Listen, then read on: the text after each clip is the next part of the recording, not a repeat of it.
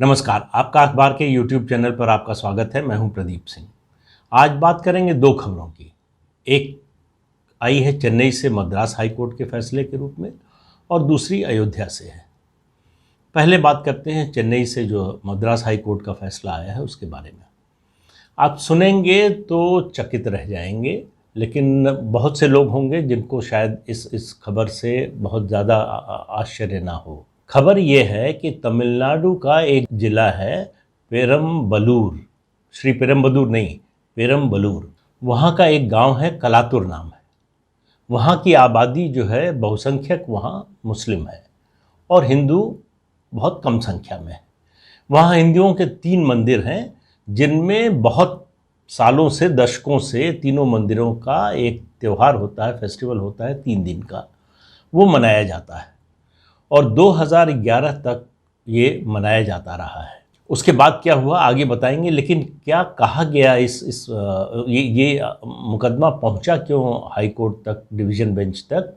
उसकी वजह ये थी कि मुसलमानों ने इस बात पर एतराज़ किया कि हमारी जनसंख्या यहाँ ज़्यादा है, इसलिए हिंदू त्योहारों के मनाए जाने पर प्रतिबंध लगा दिया जाए। क्यों लगा दिया जाए? क्योंकि हमारी नज़र में मूर्ति पूजा और इस तरह का त्यौहार मनाना वो पाप माना जाता है, इसलिए यहाँ सड़क पर या सार्वजनिक रूप से समारोहों पर रोक लगाई जानी चाहिए। मामला निचली अदालत से ऊपर होते होते हाई कोर्ट की सिंगल बेंच में पहुंचा, फिर डिवीज़न बेंच पे पहुंचा। तो ये जो मद्रास हाई कोर्ट का फैसला आया है डिवीज़न बेंच का, वो 8 मई को आया है।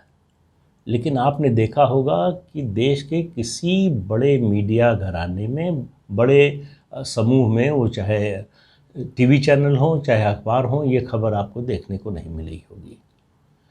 ये खबर जो है जहाँ हुई थी, जहाँ इसकी चर्चा थी, उस ज़िले में या उस राज्य तक, वहीं तक सीमित कर दी गई। इसकी कहीं कोई चर्चा नहीं हुई। बड़ा महत्वपूर्ण है ये मद्रास हाई कोर्ट का जजमेंट। क्यों महत्वपूर्ण है आपको बताता हूँ। देखिए, इस ज़िले के इस गांव में इन 3 मंदिरों का जो त्यौहार है, ये दशकों से मनाया जाता रहा है बिना किसी रोक टोक के। 2011 तक ये सिलसिला चलता रहा, लेकिन 2012 में इलाके के मुसलमानों ने इस पर एतराज़ किया। इसके खिलाफ जो है हिंदू पक्ष जो है कोर्ट में चला गया।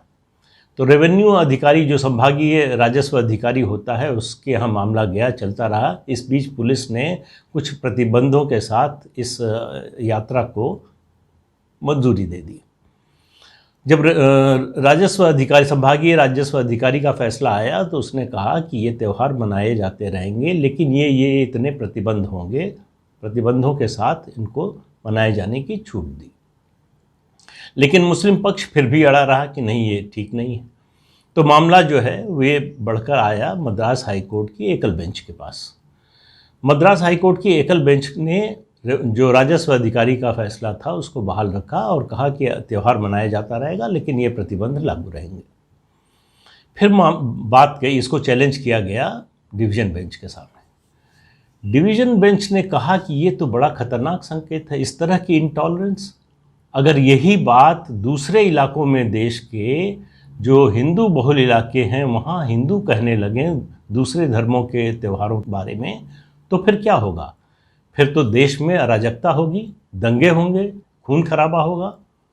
तो किसी भी सेक्युलर कंट्री में, देश में इसकी इजाज़त कैसे दी जा सकती है? मामले की पूरी सुनवाई हुई। इसमें 2015 से या 2012 के बाद थोड़े, उसके बाद 2015 और 18 के बाद ज़्यादा रिस्ट्रिक्शंस लगे। उन सब के बारे में हाई कोर्ट ने कहा कि जो डिस्ट्रिक्ट म्यूनिसिपैलिटीज़ एक्ट है 1920 का, 1920 का, उसके मुताबिक इलाके की हर सड़क और हर गली पर वहाँ के रहने वाले सब लोगों का समान अधिकार है। वो माइनॉरिटी में है, मेजॉरिटी में है, वो इस धर्म के हैं, उस धर्म के हैं, इससे कोई फ़र्क नहीं पड़ता। उनको अपना त्यौहार मनाने, वहाँ पर यात्रा और या इस तरह का जुलूस निकालने का अधिकार है। यहाँ तक कहा कि ये भी कोई आधार नहीं हो सकता इस तरह के जुलूस को रोकने का कि रास्ते में किसी और धर्म का पूजा स्थल पड़ता है। हाई कोर्ट ने कहा ये कोई कारण नहीं है। तो हाई कोर्ट ने कहा कि एक तरह से आश्चर्य जाहिर किया कि इस तरह का कैसे प्रतिबंध लगाया जा सकता है, इस तरह की मांग कैसे हो सकती है। जो देश सेकुलर है, उस देश में कोई एक धर्म का व्यक्ति सिर्फ इसलिए कि उस पर्टिकुलर इलाके में उसकी आबादी ज़्यादा हो गई है, इसलिए दूसरे धर्म के लोगों को तीज त्यौहार या उनका जो धार्मिक उत्सव है उसको मनाने से कैसे रोका जा सकता है। तो जो पिटीशन किया था, जो मुकदमा लेकर गए थे हिंदू पक्ष के लोग, उनसे उन्होंने कहा, मद्रास हाई कोर्ट की डिवीजन बेंच ने, कि जो 3 दिन का त्यौहार है, पहले दिन और दूसरे दिन बिना किसी प्रतिबंध के, ध्यान से सुनिए, बिना किसी प्रतिबंध से इलाके की हर सड़क और हर गली से ये जुलूस निकल सकता है, कोई रोकेगा नहीं। तीसरे दिन जो उनकी प्रथा थी, ये इस त्यौहार को, इस जुलूस को मनाए जाने की, उसमें यह था कि हल्दी मिला हुआ पानी का छिड़काव होता था। हिंदू पक्ष ने खुद ही कहा कि हम जो है इसको बंद कर देंगे, ये छिड़काव नहीं करेंगे। तो डिवीजन बेंच ने कहा कि वो जब खुद ही मानने को तैयार हैं तो उस पर कोई आदेश देने की ज़रूरत नहीं है अलग से, और पुलिस को कहा कि आप ये इंश्योर कीजिए कि ये जुलूस, ये त्यौहार हमेशा की तरह जैसे दशकों से मनाया जाता रहा है वैसे ही मनाया जाए। हर गली और हर मोहल्ले की सड़क से जो है निकले, गली मोहल्ले से, और सिर्फ आपका काम इतना होगा, ये इंश्योर करना कि कोई दुर्घटना ना होने पाए। बात यह है कि ये चेन्नई के एक ज़िले के एक छोटे से गांव की बात है, लेकिन बात इतनी साधारण नहीं है। ये बात मानसिकता की है, ये प्रवृत्ति की है। ये कौन सी प्रवृत्ति है जिसके चलते ये दावा करने का किसी को ये अधिकार तो छोड़िए, ये साहस भी हुआ कि हम चूंकि यहाँ आबादी में ज़्यादा हैं इसलिए आप अपने तीज त्यौहार मनाना बंद कर दीजिए, यहाँ नहीं हो सकती पूजा, यहाँ धार्मिक जुलूस नहीं निकल सकता। ये आने वाले दिनों का संकेत है। और आप याद कीजिए, पश्चिम बंगाल की बात बहुत दिनों से मैं कर रहा हूँ। आप देखिए, जो शुरुआत हुई वहाँ तनाव की, वो इसी बात से शुरू हुई कि जिस बात को मद्रास हाई कोर्ट मना कर रहा है कि ऐसा नहीं होना चाहिए, वही पश्चिम बंगाल की सरकार कर रही थी, प्रतिबंध लगा रही थी। सरस्वती पूजा नहीं हो सकती, हनुमान जयंती नहीं मना सकते, दुर्गा मूर्ति का विसर्जन जो है उसको रोक दिया जाएगा, इसलिए कि जो है उस दिन मुसलमानों का कोई त्यौहार है। मुसलमानों का त्यौहार हो, हिंदुओं का हो, सिखों का हो, ईसाइयों का हो, सबको अपना त्यौहार मनाने की उतनी ही आज़ादी होनी चाहिए। ये कैसे हो सकता है कि एक धर्म के लोगों की आपत्ति पर दूसरे धर्म के लोगों का तीज त्यौहार या धार्मिक उत्सव रोक दिया जाए? ये जो प्रवृत्ति बढ़ रही है पश्चिम बंगाल में, जो खतरे की ओर मैं इशारा कर रहा हूँ, ये इसी के कारण है। ये ज़्यादा खतरनाक इसलिए बताता हूँ कि उसको सरकारी संरक्षण प्राप्त है, उसको सरकारी मान्यता प्राप्त है कि ऐसा मांगने का अधिकार है उनको, और वो इसको रोक सकते हैं क्योंकि उनके हाथ में सत्ता है, उनके हाथ में पुलिस है, प्रशासन है, तो इसको रोक सकते हैं। अब दूसरी खबर एक आई है अयोध्या से।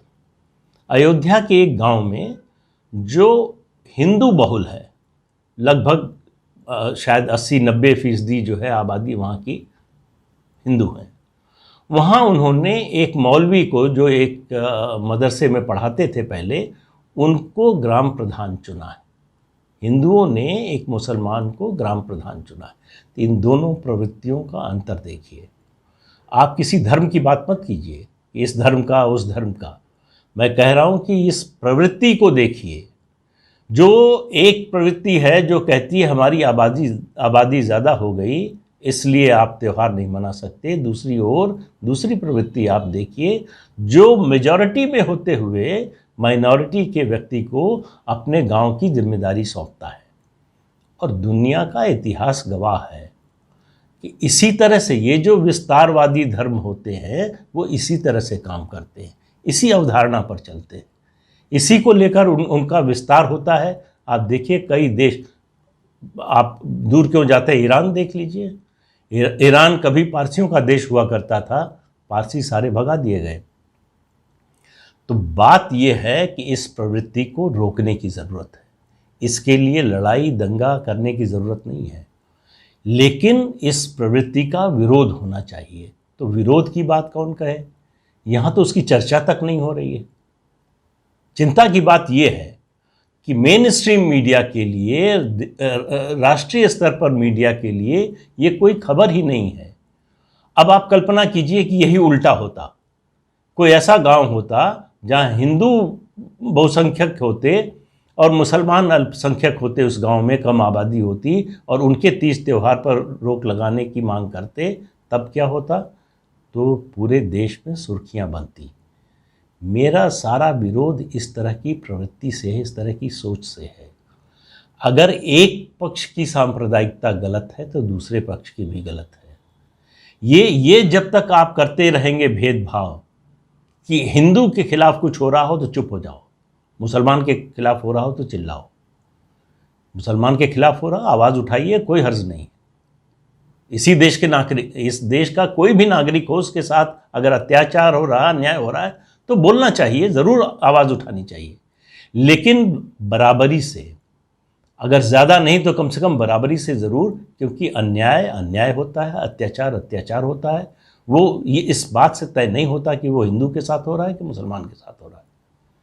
तो ये इसीलिए कह रहा हूँ कि इस पर ज़रा सचेत होइए, सोचिए कि किस दिशा में देश जा रहा है, किस तरह की प्रवृत्तियाँ बढ़ रही हैं, और उससे ज़्यादा चिंता की बात है कि इन प्रवृत्तियों को कैसे नकारा जा रहा है या कैसे उनको नज़रअंदाज किया जा रहा है, जो आगे चलकर खतरनाक मोड़ ले सकती हैं।